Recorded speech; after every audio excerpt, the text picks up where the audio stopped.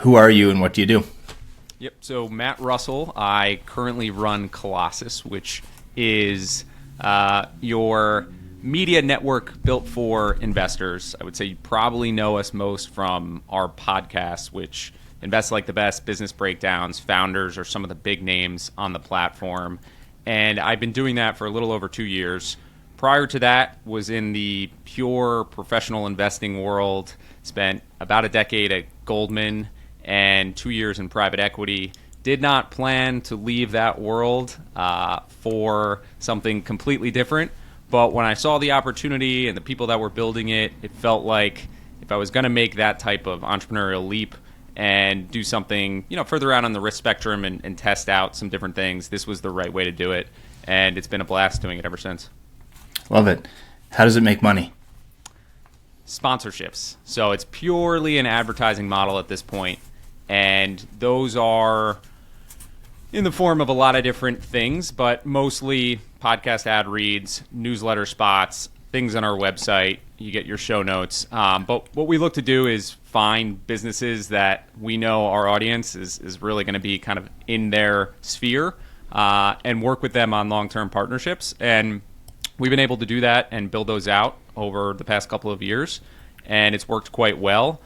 There's obviously a lot of other monetization opportunities that we don't take advantage of because we haven't found the right product or fit or design yet for, like events and some type of subscription product. Those could come in the future, but at this point, fully focused on the partnerships and the sponsorships. And what about the potential for equity in a startup business down the line? Is that something you'd consider? And if so, is that something that you can get your hands in versus the David Senra from Founders? Yes. So the purest form where that it happens is with Patrick, and he has Positive Sum, his venture fund. So there are certainly leads that come in the door, or there's certain interest. Whether or not you could tie it directly back to Colossus, it certainly benefits, I think, Positive Sum having the media exposure from Patrick. And that is one way where those investments happen. Now, I don't touch any of those. Nobody that's a Colossus employee actually gets any interest in that. At Colossus, we certainly could make those investments, whether it's partnerships, JVs, some type of equity investments. And those are things that we're exploring now where maybe it's not a fit for the Colossus umbrella. It doesn't fit into that business and investing category, but there's certainly overlap, and we think there could be alignment of interest, and we think there could be benefits on both sides in terms of our distribution power and whatever they're doing and being particularly interested in that. So I think that's something that we'll definitely explore down the line for sure. Cool. How much will the company make this year? So what I can say is good podcasts can easily do north of $1 million, and sometimes multiples of that. So if you look at our 5-6 podcasts that we have on a weekly basis, you can decide how many of those are good podcasts. And that'll give you some idea of the range where we'll earn this year. And what's interesting to me is there are so many other revenue opportunities that pop up that are one-off in nature. So it might be a way to pick up, close to another $500,000, but it might be a one-off thing, or maybe something even smaller than that, and deciding where we put our time and what's, potentially possible to make into a reoccurring stream of revenue. That's how we're thinking about growth in the future. Okay, so one-off, would that be like an in-person event? Exactly. It's showing up at somebody else's event or running an event for them or doing something that could be tied to an event. Most of these things require in-person appearances, which you can imagine why those are tough to scale. There's a certain linear nature to those, but that's exactly right. And how do you attract and close new businesses? So new podcasts in your case. So new podcasts, not necessarily new sponsors. Yes, new sponsors. Or sorry, not new sponsors. How do you attract new podcasts?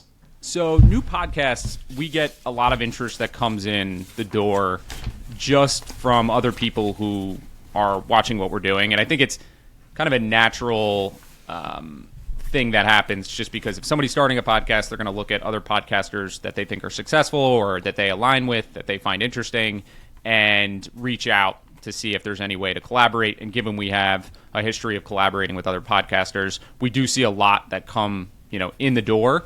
If we find podcasts that we think are particularly interesting, we might reach out to them. So that happens from time to time. And usually there's something that's, in between where, we put out a bat signal and hope that they're going to respond and follow up, and they do. So those are the different, forms that it takes. But I would say we've never come to an agreement with somebody who doesn't listen to some of our podcasts. So I think that's the key thing, is it is born out of somebody who's a listener, and that's going to be the easiest thing to sell. Why are you bullish on podcasts, say, versus, YouTube or super short form, TikTok, whatever the comparison might be? Why are you bullish on podcasts? It's the flexibility to which you can consume a podcast. When I go outside and I garden, when I wash my dishes, when I go for a run, I can listen to a podcast at any of those points in time. I can't really watch Reels. I can't watch YouTube. I can't do some of these other things. So you just have a lot less competition in terms of who you're competing with when you are listening to a podcast and doing some type of active activity. And I don't think that there's going to be something that really changes that near term. Like, you could say, okay, what if we get some type of VR glasses, right? And I could be watching something while I'm on the move. Yeah, that's possible, but I don't see that happening near term. So I think I really personally like that. It's just turned a lot of like white space in my day into productive activities that I might actually enjoy. Like, I don't mind doing some household chores and listening to something, whether it's an audiobook or a podcast or something else. So as much as I respect, being able to disconnect, I think it actually allows you to be more productive because you can kind of kill two birds with one stone. So there's that. In addition to, while I'm sitting on the couch, sure, I can watch YouTube, or I can also still listen to a podcast. So it doesn't eliminate where you can listen to it. I think it's just the most flexible medium, and it's really powerful. And then, so that's like the biggest thing why I'm attracted to it, because I think there is just this like huge open area of time in someone's day where you can have their attention and you don't have a ton of other competition to worry about. And then the second piece of it is, I just think the conversational medium can be so intimate. And I think there's a lot of things that we don't even appreciate in terms of how it can impact us. And I think that goes a long way. And it's even if you can't scientifically identify what it is about two people having a conversation and listening to it and feeling really connected with them, it's there, and I think you're seeing more evidence of it in terms of how big podcasters have become versus how some other mediums like a YouTube or a TikTok, where the subscriber bases or the viewership might be substantially higher than what those podcasters have. If they show up to the same event, the podcasters get a lot more attention and seem to have a much tighter relationship with their audience. That's really interesting. David Senner from Founders told me something to the effect of that his listeners want to be learning while their eyes are busy. Yep. So I think that just comes back to being productive. Yes, exactly. I mean, I think it's, there's a lot of focus on productivity hacks and maximizing every minute of the day. Yeah. And you could be really on the extreme side of this, and I have been at times. But even if it's somewhere in between, I think that's the reality of it. There's a lot of things that otherwise were really a pain in the ass to get done during the day, like washing dishes sometimes, where if I put something on, it just becomes a much more pleasant experience. Totally agree. What's the recipe from going from, say, 1,000 downloads per episode to 10,000? So you can spend about $650 and do that. There's a lot of that going on out there. Right. And that's a harsh reality. But I think to really scale and to start to get to those numbers where I think 1,000 is something, if you have a niche, a group that really follows you, you can build that. To get to 10,000, I think you start to focus on the subject. And this means like 10,000 to 100,000 to 1 million. What is the subject that you're covering, and how wide of a range in terms of people that would be interested, exists. So when I think about David, he is covering fascinating people. And I might want to listen to that. My wife might want to listen to that. The guy down the street might want to listen to that. My grandmother might want to listen to that. Like, there's so many different people that would be interested in that particular subject. Versus if it's two people having a conversation on a weekly basis, you can get to 10,000, but that'll take a lot more time. And there should probably be a central theme that you think, a lot of people would be attracted to, that you want to cover. So to me, that's like the most important thing. There's other things for scaling in terms of going on other people's podcasts. I certainly think that helps. But in order to consistently get those type of numbers, I think you have to have subjects where if people come in and for some reason they listen to one episode, they're very likely to listen to the next episode as well. And just to like even detail that even further, what we'll see with some of our shows is we have a big guest and a ton of people come in and listen to that one episode, and then they won't necessarily listen to, you know, the other episodes just because they showed up for that specific guest. So it's like, how do you create some consistency where the people that are showing up are going to want to stay? Okay, just to follow on to that, do you think that covering a topic versus a set of people would do better? I think you can have a set of people, but if it was a topic that you were specifically diving into with those sets of people, like that could be the subject as well. So it might be, like I just found this podcast recently, which I think is pretty interesting, and it's called Collector's Gene Radio. It's a small podcast at this point, and he interviews people who have very interesting collections of things. And I wouldn't have thought that I would be interested in this, but I like how he's approached it. He clearly has a major interest in the subject matter, and then he has a certain set of questions that he asks at the end that are always very interesting. So I call it like the Law and Order method, where when you go to an episode of Law and Order, you know what you're going to get. You're going to get a crime, you're going to get an investigation, right. You're going to get the scenes in the courtroom, and then you're going to get a conclusion. So you show up and you know exactly what you're going to get, and that's what he has built that show into. The subjects, the people that come on, I'm almost indifferent to, but the questions that are going to be asked and the thread that he's going to pull on, I think there's a lot of interesting things that come out of it. I think that's brilliant. Yeah. Okay, that kind of answers my next question, so I'm going to skip ahead here. Will I be listening to an AI version of Scott Galloway or David Senra in a few years? It's a fascinating question. I would say for Senra, someone I know well, I don't think the answer is yes. Or I think the answer is no. Phrase it differently. And that's because David is not someone who's autocomplete. You know, he writes his own material. He speaks his own material. In the middle of his conversation, he'll talk about having too many shots of espresso. Like, he is very authentic and real.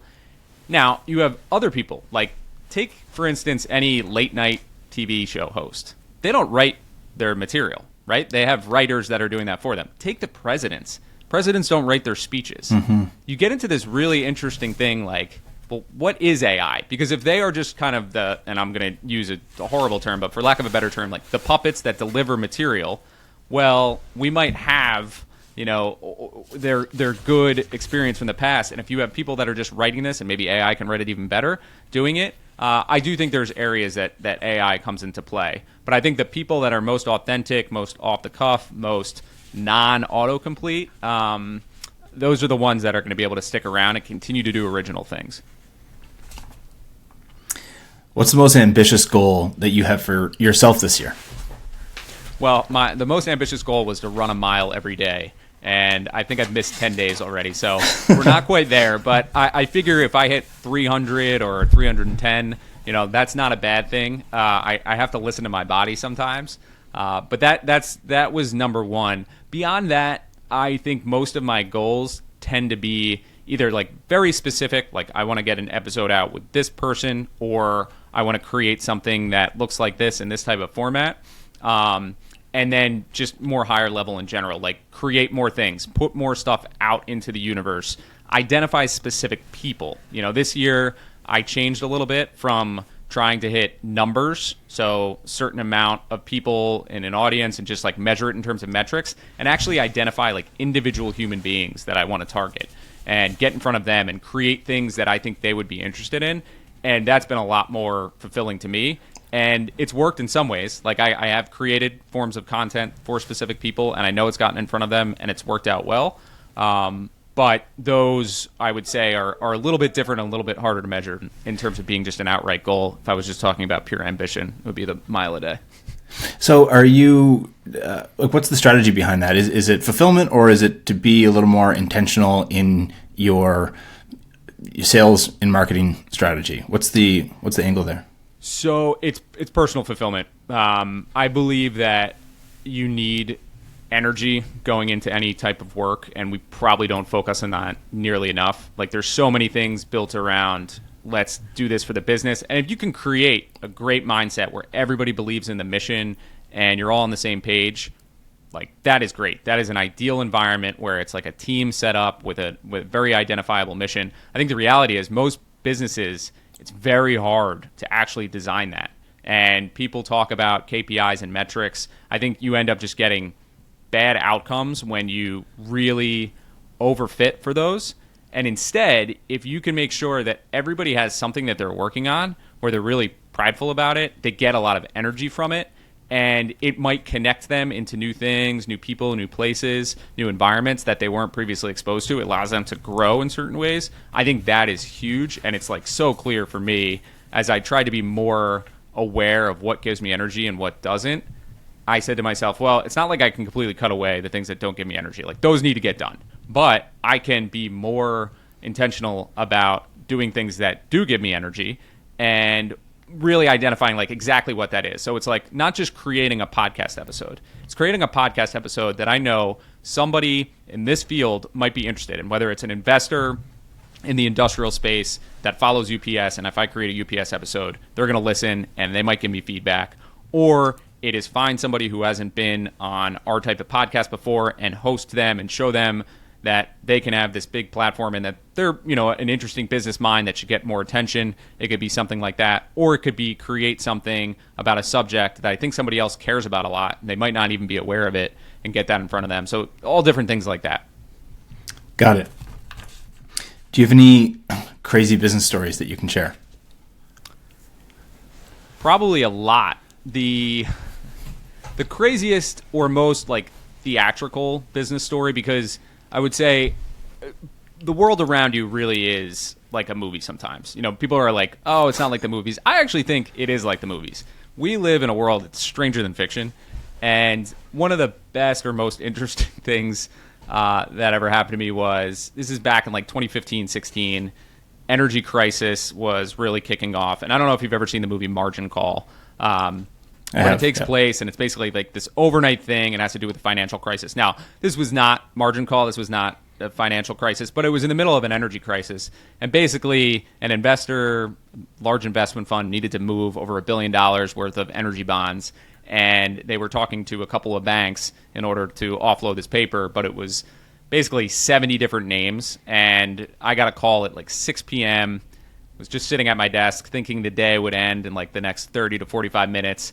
Get called down to the trading floor, locked in this room, and it's like all of the big egos and personalities that you would expect in terms of bravado and how we're going to do this. And my job was basically to go through all 70 of these names and determine a price that we would actually pay to do this, which was absolutely outrageous because I would have to find information on, like, it was like a single pipeline in Wyoming that had a $150 million bond. Like, just an outrageous type of assignment. And then the theatrics that went into it, it was like, before we left the room, there was this speech from the partner who was doing this, and was like, I need to go call the Fed. This does not get out to anyone. If there is a word that this leaks this room, immediate firing, no tears, no crying, you're gone. And it was just this, like, I could step back at the time and laugh, at like the absurdity of it all. And then even the next morning, I was there like pretty much overnight. Came in the next morning, went through all this stuff. And it was exciting stuff. I look back on that. It was a lot of fun. It would put me under the fire. I had to present exactly why I thought, all of these different bonds were worth this amount of money and all this different stuff. And we ended up losing it. We didn't even win the bid. So that was a fun one. And there's a lot of different versions of that where I think personally I love to see like human interaction and how personalities come into play. And if you could just sit back a little bit and just appreciate it for what it is, like, yes, these egos can sometimes come across as assholes and all these different things, but if you could just take pleasure in it and be an observer sometimes, it can make it a lot of fun. In the moment, that's tough to do. Yes, I completely it's a skill agree you can with hone. Yes. Yeah. What's something that you spend a silly amount of money on personally?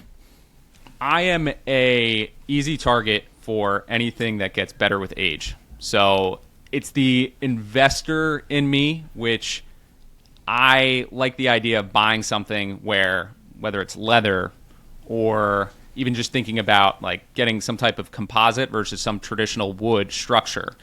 Planting a garden, the best day to plant a tree was 20 years ago. Second best day is today. Like all of these things, they compound over time.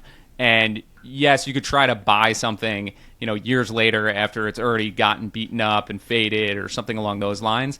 But I am a sucker for all that stuff. So I am not afraid to spend money, support our economy when it comes to things like that. And that's what I would generally say is like my vice. And it could be as cliche as like something like watches, which I know is the most like. I was just looking at one, so you're in good company. Yeah, I find them fascinating. I think like the all of the craftsmanship that goes into it. It's completely absurd that I love automatic watches when quartz watches tell the time better. But there's something about that craftsmanship. Having a son, I can pass it on to. Having a daughter, I can pass things on to. That I absolutely love. So things in that category are where I spend. And I don't think that the whole idea of you should only spend on events and not possessions is right. Like you can have a lot of things which you plan to own for extended periods of time, and they'll go on adventures with you. And I think that's really cool and shouldn't be overlooked. Yeah, I agree. I got a watch on my honeymoon when I was in Switzerland, and that's something that will always remind me of that day in Switzerland with my wife. So exactly. Yes. I think there's a lot of value in that. I love it. Do you have a skincare routine, and what is it? I don't. I feel like I should now, especially hitting my mid-30s and getting less and less sleep over time. I own a lot of Kiehl's products. I believe in moisturizing, 15 SPF as well. But I don't have a good routine. 15 or 50? 15. Okay. So you still want some color? Yeah. Yeah, I definitely. Well, that's another thing where everybody looks horrible in March. Like, I mean, everybody looks horrible in January and February, but it's right around St. Patrick's Day. Like, look at pictures of St. Patrick's Day. Everybody just looks worse than they do 2 months later. And it's just an observation that I've had where I wish I had something better where I could get sun. I live in New Jersey. I don't live in Florida, which I can get a little bit more rays just to keep that glow. But soon enough, yeah. Yeah, I shouldn't have worn this pale sweater. I'm washed myself out. Okay, you got the contrast in the hat, so you're good to go. Yeah, there you go. Yeah. Last question. Who's the most underrated Twitter follow that you can recommend? I think Webb Barr is still the most underrated, and I don't know where his follower count is right now, but I live in an echo chamber on Twitter where it is all the same books, podcasts, earnings reports, things that come out. It is just constant conversation about the same things. And then I have Webb, who I swear this past year, the best 10 books I've read, probably from Webb. Best articles I've read, probably from Webb. Best movies I've watched, probably from Webb. So he's somebody who falls outside of my sphere and has been just absolutely awesome. And highly recommend following him just to get a little bit of a different content diet. I love that. Appreciate that too. Okay, we're at time. That's it. That's all I have. Yeah, that's all I have for you today.